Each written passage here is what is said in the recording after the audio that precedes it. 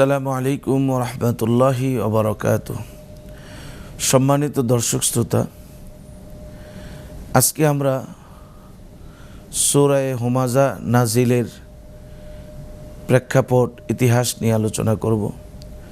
সূরা হুমাযা মক্কায় অবতীর্ণ হয়েছে, আর এই সূরায় 9টি আয়াতে কারিমা রয়েছে। এই সূরা নাজিল হয় উমাইয়া ইবনে খালফ, মক্কার একজন মুশরিক।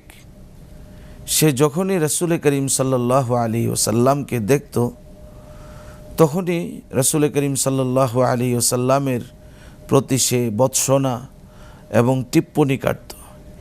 এই পাষণ্ডের ব্যাপারেই অত্র সূরা অবতীর্ণ হয়। এই সূরায় আল্লাহ সুবহানাহু ওয়া তাআলা বলেন, প্রত্যেক পশ্চাতে ও সম্মুখে পরনিন্দাকারীর দুর্ভোগ।